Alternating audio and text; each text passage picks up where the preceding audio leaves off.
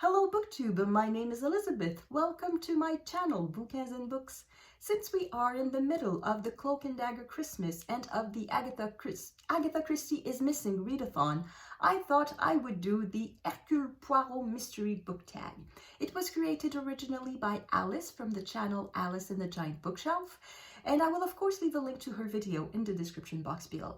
I wasn't tagged, but it doesn't matter. It looked like a fun tag, so I decided to do it. So here we go, first prompt. Hercule Poirot is a detective who is extremely proud of his achievements. In The Mystery of the Blue Train, he announced, "My name is Hercule Poirot and I am probably the greatest detective in the world. If not Poirot, who is your favorite detective? And what book do you recommend featuring your favorite?" I love that Alice thinks that our favorite should be Hercule Poirot because he's the best. Unfortunately for me, my favorite is not Hercule Poirot. Even within Agatha Christie, I think I prefer Miss Marple. But if we consider every mystery I've ever read, I think my favorite detective in my favorite series is The Apprentice of the Chatelet. The name of the detective is Nicolas Le Floch. The author is Jean-François Parot. Unfortunately, the author died before he could complete all of his project. I think he had planned to write 25 books. And he stopped, unfortunately, at 14 or 16 books. So the series is not complete. It's complete because it's done, but it's not complete that we don't know how the character ends, because that's one of the things that I like about this series. We meet the character when he's 22. He arrives from his province of Brittany to Paris in 1761. So this is a historical fiction, historical mystery. And once in Paris, he learns a bunch of stuff about himself and about his job.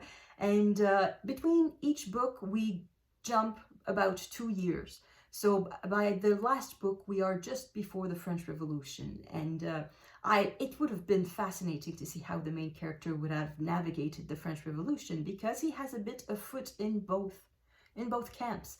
He works as a police officer, but he also is very close to nobility and has access to the king, because on a few occasions he had he was sent on a mission by the king. So it would have been very interesting. But even without that, I think these books are super well made. They provide a very interesting picture of Paris a few years before the revolution.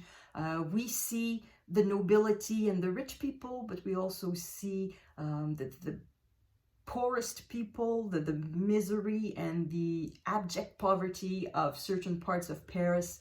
And it's very interesting, and that is my favorite series.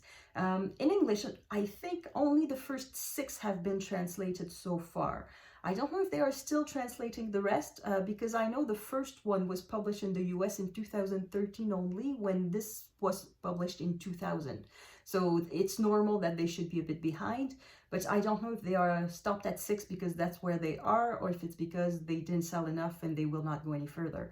But anyway, it's very good, so I recommend it wholeheartedly.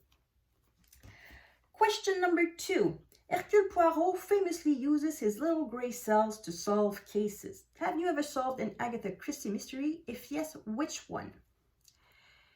Sort of. I sort of solved a mystery. It was a Murder is Easy rather, and it was the 3rd Agatha Christie in a row that I read. So I sort of had figured out the structure, or it was not so much the characters themselves that I knew were lying or that I knew were not telling the truth. I had figured out, the structure, I guess, is the best way to explain it. There was some sort of recipe that Agatha Christie used, at least in the 3 books that I read in a row, and by the 3rd one it was sort of obvious. Let's say it was perhaps the second character who claimed to have an alibi. Well, the alibi will be false, and that's going to be him. So it's not so much because I had figured out that the character was lying, but it was because I had figured out the way the book was structured. So I sort of solved it, but without really solving it. By the way, I rarely solve mysteries, and I'm not necessarily trying. I'm sort of guessing, oh, I think it's this one. Oh, no, I think it's this one. But it's just for the heck of it. It's not really because I'm trying to solve a puzzle. It's really just to interact with the book a little bit. Prompt number 3. The mysterious affair at Styles is the introduction to Hercule Poirot. Recommend the first book in a series where you meet one of your favorite characters. Well, I'm going to double down with the Chatelet Apprentice. This is the first book, and because the character grows in age with each book, I think it's important to start with the first one, and it's a good one. I like it. Question number 4. Murder on the Orient Express. Agatha Christie wrote several Poirot books set on different types of transport. What is your favorite mystery set on a train, plane, or boat?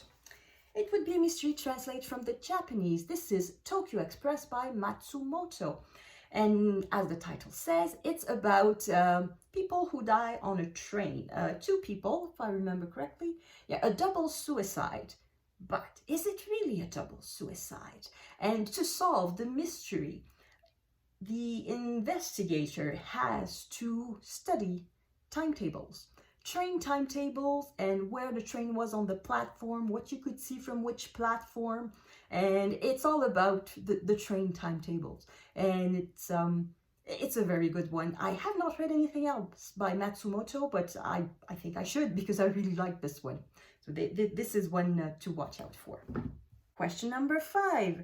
The ABC murders feature a killer working their way through an alphabet of victims. Recommend a mystery involving a serial killer. I don't really like reading about serial killers, so I don't really have a full answer. So I'm going to give 2 half answers in the hope that it's kind of like a full answer. So this is Dreadfulwater by Thomas King. This is the same Thomas King who wrote The Inconvenient Indian and Green Grass Running Water. He's always a contender for the Giller Prize, so he's a very good writer. And this is a mystery. He wrote a series of mysteries. Now this one, there is no serial killer in this one. However, there are hints that perhaps maybe our detective left a serial killer behind. There's a mystery. There are some unsolved mystery in California, and the main character left California for the Northwest United States. And there are hints that some murders are left unsolved in California that are called the Obsidian Murders in this book. And the 5th installment of this series is called The Obsidian Murders. So there are hints that there is a serial killer, but I don't know. So it's only a half answer. I don't know if there's really a serial killer. So the other half of the answer is The Case of the Murderous Dr. Cream. Now this is not a mystery. This is non-fiction. It's true crime. But there's definitely a serial killer in there. So this is the, I read this for Nonfiction November. You've probably heard me talk about it if you listen to my videos in November. It's about a doctor who killed a number of people in Canada, the United States, and London before being caught. So quite interesting. It's at the end of the Victorian era in the 1890s mainly. So basically, not long after Jack the Ripper, or pretty much at the same time. He started before Jack the Ripper and finished after Jack the Ripper. So, yeah. So those are my 2 half answers to answer the 5th prompt. Question number 6. Dumb Witness. Bob the dog helps Poirot's investigation in this one. Can you recommend a book where an animal helps to solve the crime? For this, I have The Case of the Careless Kitten by Erle Stanley Gardiner. Now, this is a Perry Mason mystery. Before finding that book on a shelf at a wonderful store in New York called the Mysterious Bookshop, they sell only mysteries. So when I went to New York, it was in 2019, I went to the bookstore and I browsed and I found this. It looked lovely. And before finding this, I did not even know that Perry Mason was a book before he was a book character before he was a TV character, because of course I only knew the TV show version of the 1980s. So this is a Perry Mason book, and the kitten plays a very important role, otherwise he would not be in the title. It would not be in the title. So question number 7. 5 Little Pigs. Poirot Poirot solved several cases in his time that had been closed for years. Which is your favorite cold case Poirot? I don't remember them enough to say this is my favorite. So I'm going to answer the second question in this prompt. If you don't have one, can you recommend any other authors, detectives who have solved a past cold case? And for this I have Full Dark House by Christopher Fowler. This is the first in a series. We meet detectives Brian and May. They are at the Peculiar Crimes Unit in London. And the events in this book bring them back in time, in a way, to their first case that had happened in the 1940s, during the Blitz, during the Second World War. So they are solving their first case, which is a 40-something-year-old case, or 50. I don't know in which year they are set. But anyway, they solve a case that is decades old, and this series is very good. I have not read them all. I think I've read 4 or 5, but they're all very good. I really love them. Question number 8. Dead Man's Folly is famously set at Agatha Christie's own holiday home, Greenway. What is your favorite murder mystery setting? I have to. It's either a big city like London or Paris or Venice, like a big city, a big famous city, but I like it when the mysteries bring us into the unknown parts, the less touristy parts, the most mysterious parts. So it's either the unknown parts of a big city or a small town. Not a village, a small town. It's not the same. So the latest mystery I read, or discovered I should say, set in a small town is this series. It says Bruno, Chief of Police. It is set in a small town in southern France. There's a lot of wine and foie gras and good living in there. There's a lot of sun, which is kind of nice. It's raining outside right now. And it's kind of like traveling without leaving your chair. Yeah, I like this series very much. And the advantage of the small town over the village setting is that it's just a little bit more credible. Because in the village, it's too small. Everybody knows everyone. It's not normal that so many people carry so many mysteries. But in a small town, there's more possibilities. It's not obvious that everybody knows everybody, and there are more possible settings and there are more possibilities. So not that it's that credible that a small town of, I don't know, 5,000 people sees a murder every year, but yeah, I think as a setting, it works better with a small town than with a village. Question number 9. Do you have a favorite Poirot mystery? If not, tell us a favorite mystery you've read recently.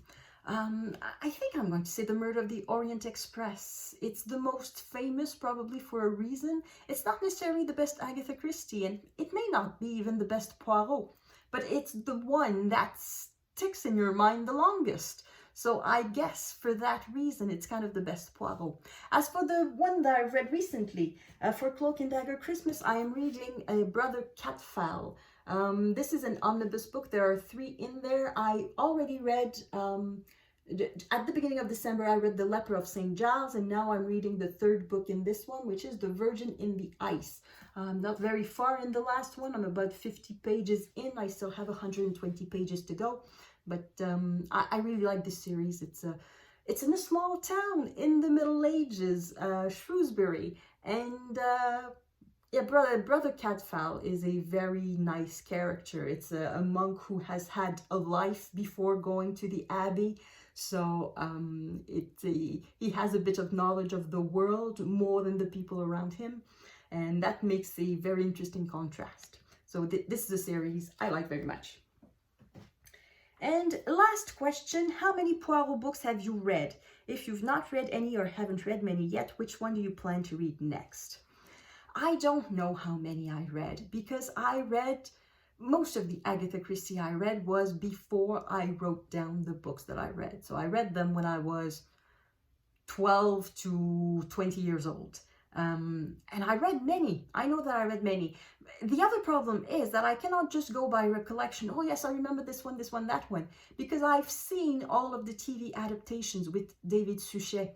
So now I get confused. Did I read the book or did I just watch the TV adaptation? So I really can't count. And I don't know which will be the next one that I will read. I tend to pick them at random, so I don't know. It's going to be an adventure.